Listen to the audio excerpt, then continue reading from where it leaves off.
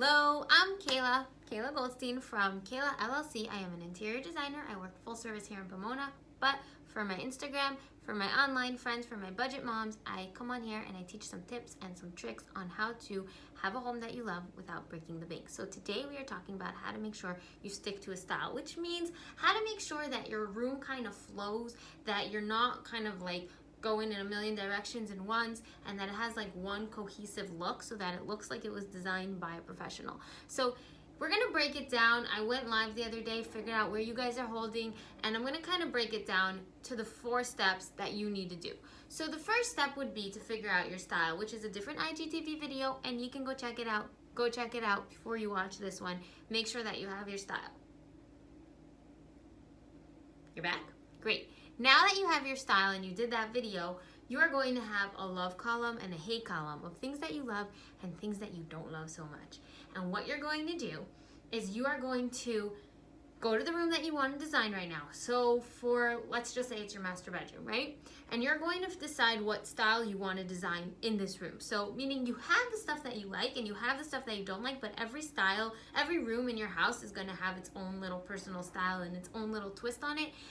Your daughter's room is going to be like more pinky and girly. Your son's room is going to be more boyish. Your living room is going to be more classic. I'm just making this stuff up. You could do whatever you want, but each room is going to have its own personality. So what you want to do is you want to make sure that you write down a list of all the things that you need in the room, from the floor to the ceiling, furniture, accents, flooring, light, paint, whatever it is that you need in the room. And you probably have this list if you did the last video where it's how to stick to a budget. And then what you're going to do is you're going to write down the list of the characteristics that you want in this specific room. The list of the characteristics is probably going to be pretty similar to the list of the things that you like, but it will be a tiny bit different because it's going to be specific to this room. So there will be things that you don't want in the room, and there will be things that you want to put in the room even though they weren't on your original list because they fit with the room. So once you have your column of stuff that you like, column of stuff that you don't like, your list of things that you need in the room, and the list of the characteristics that you want in this specific room, the characteristics can include feelings, it can include colors, it can include materials, it can include styles, whatever you want in this room. Now, you have 4 lists. And it's a lot of work, and there's a reason people hire interior designers, and there's a reason people are buying the pre-designed rooms. It is a lot of work, but if you're willing to put in the work, you will have a pretty functional, awesome space that makes you feel so happy and positive that it will make you into a more positive person. This is scientific, you guys. Our surroundings affect us. I'm not just making this stuff up. I've seen it, I've experienced it, I've read about it, I've learned about it. You can do it too. Let's go.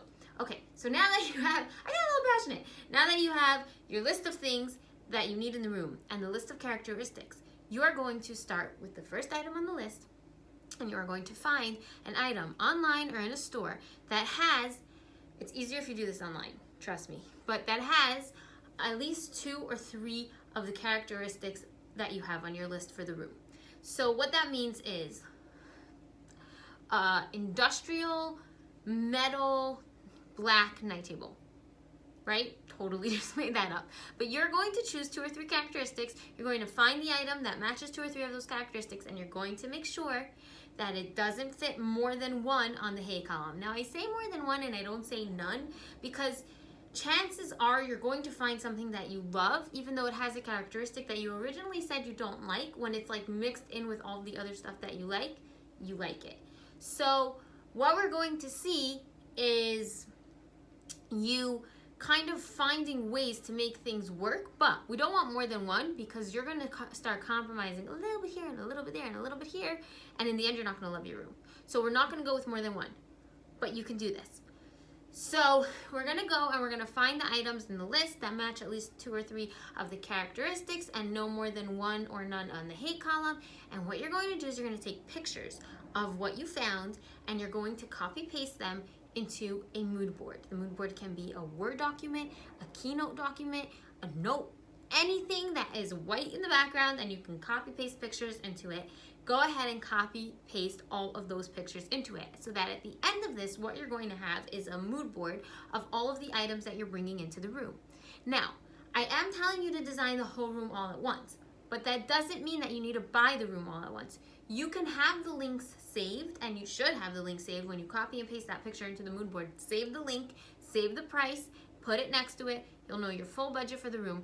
And what you can do is you can buy the things as you can afford it. Like, I know a lot of people can buy like one thing a month or can buy up to a certain amount a month.